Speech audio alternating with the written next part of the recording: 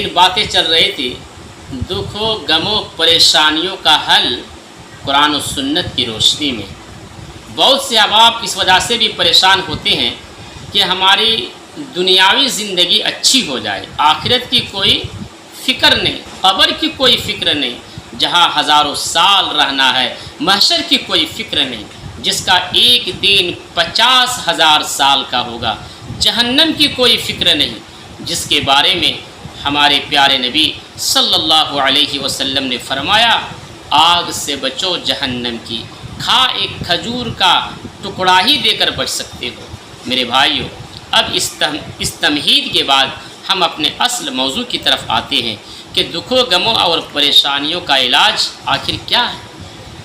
غم اور پریشانیوں کا علاج تو آج سے 1400 سال پہلے قرآن و سنت میں بڑے احسن انداز کے ساتھ بیان کر دیا گیا۔ وہ انسان خوش قسمت ہے جو اس غم، دکھ اور پریشانیوں کو صبر اور حوصلہ کے ساتھ برداشت کرتا ہے۔ پہلا علاج ہے میرے بھائیوں، عقیدے کی اصلاح۔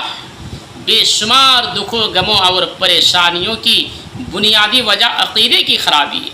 کتنے ہی مسائل ایسے ہیں جو عقیدے کی نعمت سے محرومی کی بنا پر ہمارے لیے مصیبت بنے ہوئے ہیں، اور بہت سارے لوگوں کا اس طرف دھیان بھی نہیں۔ صحیح عقیدہ دین اسلام کی بنیاد ہے اور ملت اسلامیہ کی اساس اسی پر قائم ہے، اور انسان کے تمام اقوال و افعال اس وقت صحیح اور بارگاہ الہی میں قبول ہوں گے جب اس کا عقیدہ صحیح اور درست ہوگا۔ میرے بھائیوں، چنانچہ ارشاد باری تعالیٰ ہے، سورۃ النحل آیت نمبر 36 پڑھیے، وَلَقَدْ بَعَثْنَا فِي كُلِّ أُمَّةٍ رَسُولًا أَنِ اعْبُدُوا اللَّهَ وَاجْتَنِبُوا الطَّاغُوتَ۔ ہم نے ہر امت میں رسول بھیجا کہ لوگوں صرف اللہ کی عبادت کرو اور اس کے سوا تمام باطل معبودوں سے بچو۔ میرے اسلامی بھائیوں، ہر قسم کی مالی بدنی عبادت اللہ تعالیٰ کے لیے خاص ہو۔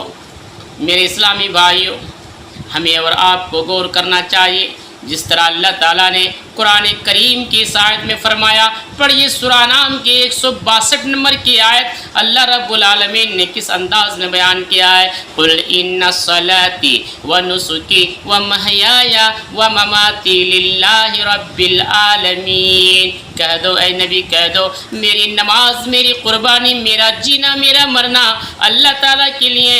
میرے اسلامی بھائیوں، غور کرنے کی بات ہے کہ اللہ تعالیٰ اس کائنات کے اندر امام کو مخاطب کر کے کس انداز سے بیان فرمایا ہے کہ جسے اللہ رب العالمین نے رحمت للعالمین بنا کر کے بھیجا ہے، جو ساری کائنات کے لیے رحمت للعالمین ہے، ایسے نبی کو مخاطب کر کے اللہ رب العالمین نے کیا کہا؟ اس بات پر ہمیں اور آپ کو غور کرنے کی ضرورت ہے۔ وَلَقَدْ أُوحِيَ إِلَيْكَ وَإِلَى الَّذِينَ مِنْ قَبْلِكَ لَئِنْ أَشْرَكْتَ لَيَحْبَطَنَّ عَمَلُكَ وَلَتَكُونَنَّ مِنَ الْخَاسِرِينَ۔ یقیناً تیری طرف بھی اور تجھ سے پہلے کے تمام نبیوں کی طرف بھی وحی کی گئی ہے، اگر تو نے شرک کیا تو اے نبی اگر تو نے بھی شرک کیا تو اے نبی تمہارے عمل بھی ضائع ہو جائے گا، بالیقین تو ضیاءکاروں میں سے ہو جائے گا۔ میرے بھائیوں، یہاں غور کرنے کی ضرورت ہے کہ تمام انبیاء کی دعوت کا اساس عقیدہ توحید ہے، اور آج بہت سارے مسلمانوں کا عقیدہ بگڑا ہوا ہے، شرک میں ڈوبے ہوئے ہیں۔ میرے بھائیوں، غور کرنے کی ضرورت ہے۔ آج جو مسلمان مصیبت اور پریشانیوں میں گھرا ہوا ہے، ان سارے دلائل کو سامنے رکھنے کے بعد یہ بات روز و روشن کی طرح آیا ہے کہ انسان جو آج مصیبتوں میں ہے، پریشانیوں میں ہے، دکھوں میں ہے، اس کا ایک وجہ یہ ہے کہ کہیں ہم سے شرک تو نہیں ہو رہا ہے۔ جو نبی کائنات کا امام ہے، ایسے نبی کو اللہ رب العالمین کیا کہہ رہے ہیں کہ تمہارے اعمال خسارے میں سے ہو جائے گا۔ میرے بھائیوں، غور کرنے کی بات ہے، آج ہم اور آپ کہاں جا رہے ہیں؟ اور شرک سب سے خطرناک اور سب سے بڑا گناہ ہے۔ اب پڑھیے قرآن کی آیت، یا بنی لا تشرک باللہ ان الشرک لظلم عظیم۔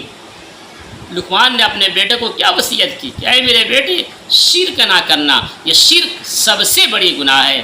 تو میرے بھائیوں، جو ہم نے پہلی چیز رکھی تھی وہ کیا ہے؟ عقیدے کی اصلاح۔ آج کے درس میں عقیدے کی اصلاح یہ سب سے پہلا پوائنٹ ہے جو میں نے آپ کے سامنے بیان کیا۔ اسی طرح اور 19 پوائنٹ باقی ہے۔ آپ ہمارے اس یوٹیوب کے ساتھ آپ جڑے رہیے، انشاءاللہ ہر دن آپ کو ایک ایک کر کے پوائنٹ یوٹیوب کے ذریعے آپ تک قرآن و حدیث کی روشنی میں دلائل کی بنیاد پر آپ تک پہنچایا جائے گا۔ اب آپ لوگوں سے میری ایک ہی ریکویسٹ ہے کہ آپ اس چینل کو سبسکرائب کریں، لائک کریں اور بیل آئیکن دبانا نہ بھولیں، تاکہ ہر نئی ویڈیوز دینی اسلامی آپ تک پہنچتا رہے گا۔ جو حضرات سبسکرائبر کیے ہیں ان کے لیے میں بہت بہت شکریہ ادا کرتا ہوں۔ انشاءاللہ اسی طرح ہر نئے اسلامک ویڈیوز آپ کو ملتا رہے گا۔ السلام علیکم ورحمۃ اللہ۔